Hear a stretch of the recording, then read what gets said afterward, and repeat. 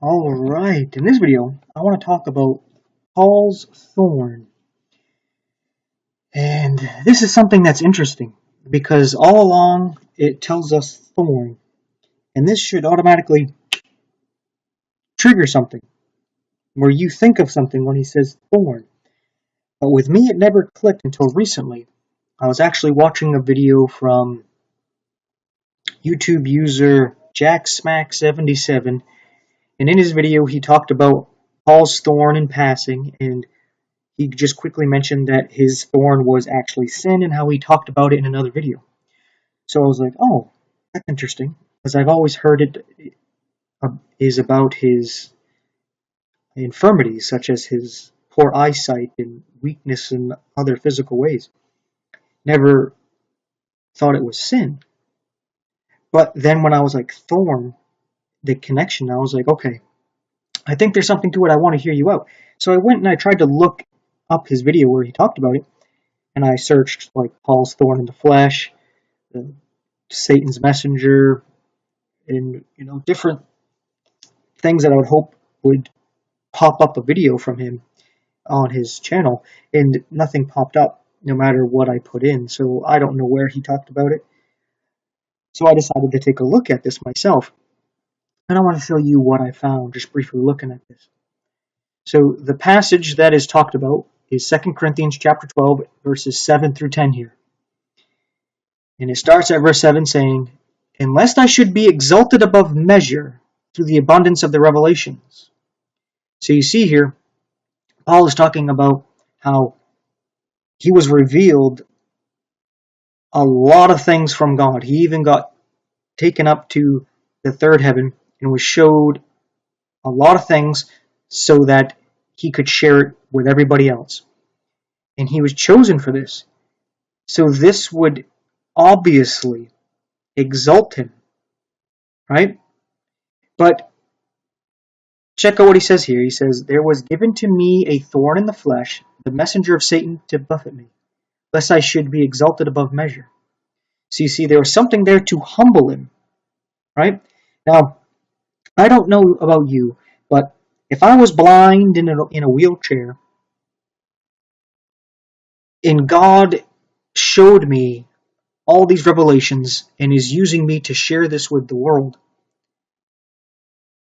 being blind and crippled is not going to humble me. Do you think it would humble you? Be like, yeah, in spite of me being blind and crippled, God chose me and is using me. That would puff me up. I don't know about you, but I don't think being crippled is going to change that one bit. As it goes on to say, "For this thing I sought the Lord thrice, that it might depart from me." So it's one thing, right? It, whatever this it is, but it's a thorn, right? A thorn in the flesh. As he says at verse 9, "And he said unto me, My grace is sufficient for thee, for my strength is made perfect in weakness." So you see there, this is something else that should trigger something, where it says that God told him, "My grace is sufficient for thee." So there's something here that is trying to get Paul to understand that it's not about him. It's about grace, as in, it's not about him earning or deserving anything. Because grace is God's unmerited favor. Unmerited is undeserved, unearned. So it has nothing to do with Paul being just a great guy, a holy man of God. It doesn't have anything to do with that. God chose him even though he was persecuting the church and putting them in prison and having them killed. Right? So when he's told, "My grace is sufficient for thee," he's being told that there's something about him that he wants taken away, because it's like a thorn in the flesh that's getting him to be unworthy. Right? So God is trying to tell him, hey, it's about my grace. So then he goes on to say, "Most gladly, therefore, will I rather glory in my infirmities, that the power of Christ may rest upon me." So you see here, it has to do with God, not about him. So he wants to focus on it not being about him and his worthiness, so that God will get the glory, right? And then he says at verse 10, "Therefore I take pleasure in my infirmities, and reproaches, and necessities, and persecutions, and distresses, for Christ's sake, for when I am weak, then I am strong." And this is where people would say, oh, because of his weakness, like being practically blind and beaten and broken. That's what he's talking about. But he says that it's a thorn and that it may depart from him. Right? Yet we see that this is some kind of singular thing. Something singular. A thorn, it. Right? He doesn't say that they might depart from me, or these thorns in the flesh. Right? And he actually refers to it as a messenger of Satan.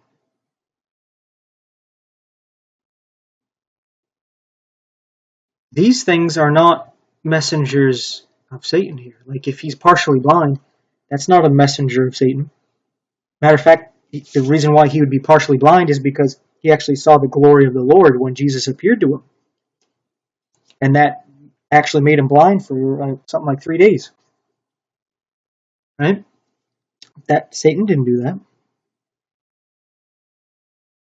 And you can say Satan is the one bringing reproaches and persecutions, right, and stress.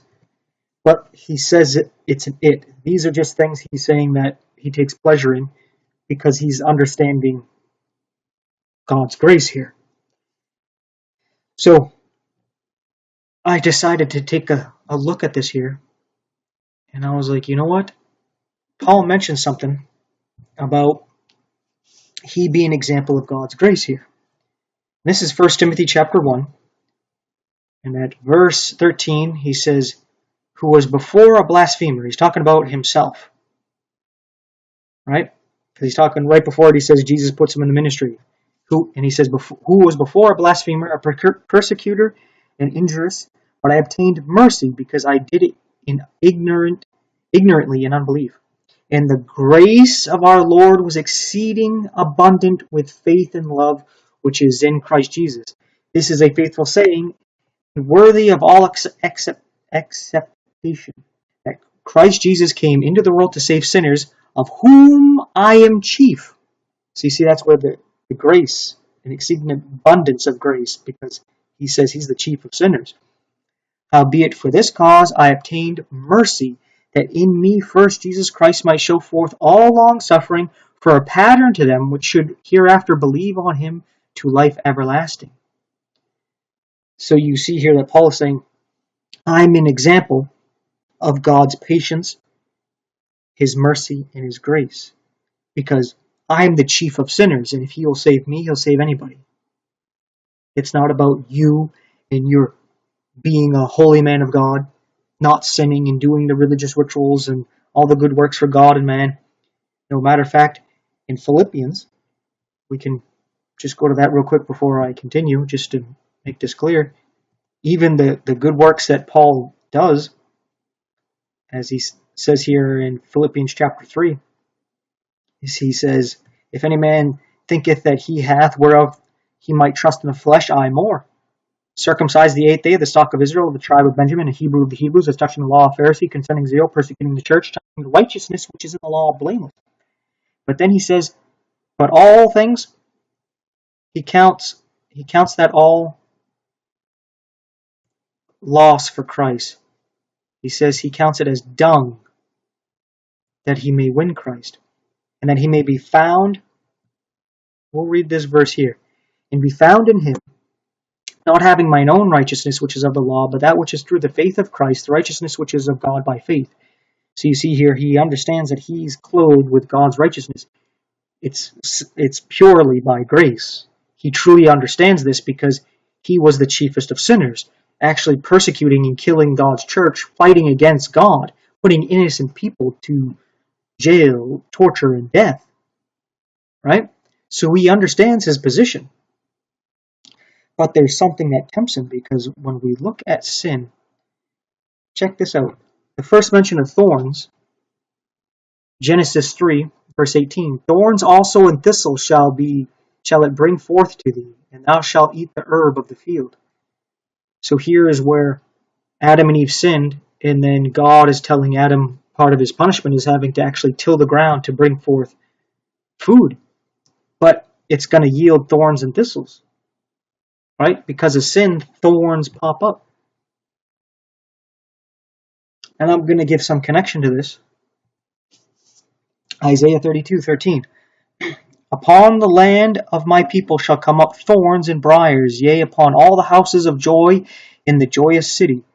And then it mentions basically because of sin, because the palaces shall be forsaken. And you can read the whole chapter if you want to get the context, but the thorns and briars are coming up in a connection to Genesis 3. Because of sin, the fields are going to bring forth thorns and briars. Jeremiah 12:13. They have sown wheat, but shall reap thorns. And again, you can get the context. Again, it's because of sin, rebellion, selfishness, pride, arrogance, right? All these different things, going after other gods. Then we can go to the Gospels here. And this is the parable of the sower, should be right here. So here we go. Verse 22, it says, in Matthew 13 here, it says, He also that received seed among the thorns is he that heareth the word, and the cares of this world and the deceitfulness of riches choke the word, and he becometh unfruitful. So you see, the thorns, again, has something to do with being worldly. The riches, something is being enticed here to keep you from becoming fruitful, right? Luke 8, talking about the sower again. 14, it says, And that which fell among thorns are they, which when they have heard, go forth and are choked with cares and riches and pleasures of this life, and bring no fruit to perfection. So you see there, again, the thorns connected with temptation. Matthew 27, verse 29. And when they had platted a crown of thorns, they put it upon his head, and a reed in his right hand, and they bowed the knee before him and mocked him, saying, Hail, King of the Jews. And I just want to give another witness to this. This is in John 19. In verse 2 it says, And the soldiers platted a crown of thorns and put it on his head, and they put on him a purple robe. So we see here this connection to Jesus taking on sin by giving a crown of thorns. Right? And this is a mockery of Caesar, who would have that wreath-like crown, but obviously not thorns, showing that he rules the world. He is Satan's chosen guy. So Jesus taking on the crown of thorns is basically, okay, you want to be the king of the world, you're taking on sin. Because thorns are the product of sin. Right? So now we can better understand this here. As it also says here in Hebrews 6 at verse 8, it says, But that which beareth thorns and briars is rejected, and is nigh unto cursing, whose end is to be burned. This is not saying that Paul is condemned. Just talking about certain types of ground here. And if they're not bringing forth actual fruit, they're bringing forth thorns and briars, then these people aren't true believers. They haven't been born again. But we see again a connection with sin and thorns into being cursed, right? Now, this all comes clear when we read over here in Romans chapter 7. This should wrap everything up and help us clearly understand what Paul's thorn in the side is. And it is sin. as it says here in Romans 7 verse 14, for we know that the law is spiritual, but I am carnal, sold under sin. For that which I do, I allow not. So you see, right off the bat, he's saying, those things that I do is not something I actually agree to, because it's sin. And he's going to explain that. For what I would, that I do not. So here he's saying the good that I would like to do, I don't do. But what I hate, that I do. If then I do that which I would not, I consent unto the law that it is good. Now then it is no more I that do it, but sin that dwelleth in me. So you see here, there's some sin that dwells in us all, and our flesh gets us to do the things we don't really want to do because we know it's wrong, but we take pleasure in it, so we do it anyway. Right? But it's not us, it's the sin that dwells within the flesh. He goes on to say at verse 18, for I know that in me, that is in my flesh, dwelleth no good thing. For to will is present with me, but how to perform that which is good I find not. For the good that I would I do not, but the evil which I would not, that I do. So you see here how he's talking about the flesh keeps him from doing the good that he wants to do, and then it gets him to do the bad that he doesn't want to do. Now if I do that I would not, it is no more I that do it, but sin that dwelleth in me. So you see here, this is the born-again believer. The old man is still there, dead but doesn't want to die. It's like a zombie that you're living inside of. And then the new man is created within. Your soul, the inner you, has been circumcised from the flesh and saved, but you're still dealing with this outward sinful zombie here that just doesn't want to die. And a lot of times it gets you to sin and then keeps you from doing the right thing. Whether it's something as simple as praying and reading the word, or helping somebody out in some way, or something bigger, right? And then it gets you to do things you know you shouldn't be doing, right? Going to hang out with certain people in certain places that you know you shouldn't hang out with those people and you shouldn't be going to those certain places, right? And he even says here in verse 24, O wretched man that I am, who shall deliver me from the body of this death? And then real quick, coming over to this next chapter, he says here, remember, he says at the beginning of verse 14 of Romans 7 that he's carnal. We're all carnal. Carnal just means flesh, right? As he says here, for to be carnally minded is death, but to be spiritually minded is life and peace. Because the carnal mind is enmity against God, for it is not subject to the law of God, neither indeed can be. So then they that are in the flesh cannot please God. So you see what his thorn in the flesh is some kind of temptation that draws him. It's his thorn because it's a product of sin that actually entices him. And he's praying to God that this doesn't entice him anymore. Right? Because you think, God, there's these sins that they do get a hold of me sometimes. How about you remove the temptation from me? Like there's other people who are not tempted like the way I'm tempted to do these certain things. Change me.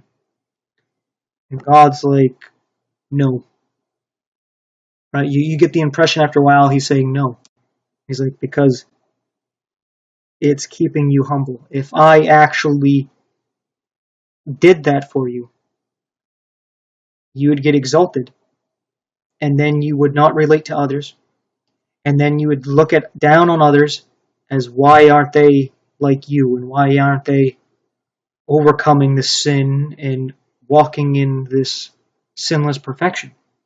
No, you're going to have that thorn in your side to keep you humble, because my grace is sufficient for thee. You need to know that in spite of you being a rotten sinner and you not wanting to sin, I still love you and I'm still bearing that sin. And it's all about what I've done and about my glory, my honor, my praise, my work, my mercy, and my grace. Because if you don't keep that in the forefront, you're going to make an idol of yourself, and you're going to fall into something much worse than what you're dealing with right now. Because you might be dealing with some sin that you think's a big deal, but if you were to overcome that, you would be dealing with a very pharisaical sin that would blind you and turn you into a legalistic monster, right? Putting a burden on people that they can't bear. I've been talking to some people lately that are talking about being sinlessly perfect. And I ask them, well, are you sinless? Because you should practice what you're preaching. Because if you're not practicing what you're preaching, you're a hypocrite. And you're putting a burden on other people that you can't even lift. You can't lift it yourself, but you're telling other people to do it. Right? And you'll turn into something like that if you don't have a thorn. So you see, there's these thorns, these temptations to sin, this worldliness, these pleasures. You should strive to fight against them and to overcome them. And even pray to God to overcome these things. But then also understand when you don't, it's to keep you in your place, to keep you humble, and to keep you from falling into some other sin that's worse. Which is something strange to think about. It's kind of like if you're caught around the leg by a thorn vine, it causes some damage, right? You're like, oh man, you're like, God, help me get this vine off me. But you don't realize that when that thorn wrapped around you and it hurt you, but it stopped you.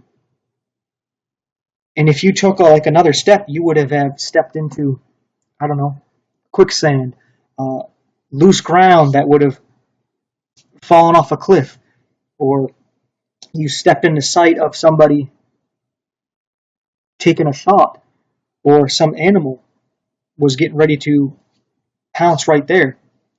And somehow there's this vine that wrapped around you where it actually got you to do something sinful, right? Because if you weren't enticed by that sin, it wouldn't have stopped you. But there was something that enticed you that actually kept you from some bigger harm, where maybe you would have done something even worse than the sin that actually got you stuck in the first place. And I was trying to wrap my mind around that. I was like, wow, so sometimes there's sin that actually is protecting you from something worse. Kind of like if you lie and you sin to protect the Jews from the Nazis, that's a sin. You lied. But you did something greater. You protect the Jews from the harm that would have happened to them from the Nazis, and you protect the Nazis from sinning against their fellow man. So you've actually did something good by doing that. Right? So there's times where the sin actually stops something worse from happening. Right? And then I was realizing that, Satan is ultimately going to bear that sin. Because Jesus, he already bore all our sin. We've accepted him. So even though we may sin today or tomorrow, and we don't want to be doing that and putting that on Jesus, we need to understand that whatever sin we are going to commit later on, whether it's later on today, tomorrow, a week, month, year, a decade from now, Jesus already paid for it. So he already dropped all that sin off in hell, waiting for Satan, the one who is the father of the sin. He's the one that's tempting us to do these things. So we need to understand that, yeah, we should fight against this stuff, but even when we can't overcome certain things, we can know that Satan's a fool for tempting us to do these things, because he's going to be the one that ends up paying for this. We might pay for it temporarily in a temporal punishment in this life, dealing with the consequences of whatever sin that is. But ultimately, he's going to pay for the ultimate punishment for it in hell. And these are the kind of things that sometimes it's tough to face. But stuff that you got to think about so you can keep in right standing with God. So you don't get exalted. You humble yourself and you realize what's going on. And sometimes these things, they work out. Like Paul also says, everything, it works out for the greater good for those that love God. So even when you do something stupid, it works out for you. Even God knew that Jonah there was going to run away. But he paid for that temporarily, getting swallowed, and then spit up. And the fact that he was spit up might have been what actually helped win over Nineveh, where they actually were Dagon worshippers, who was a fish god, and they see that he's spit up by some giant fish or whale of some sort. They listen to what he has to say. Right? So even in his sin, God turned that to work out for him so that he could actually get a message across to Nineveh so that they would repent, so that he wouldn't have to destroy it.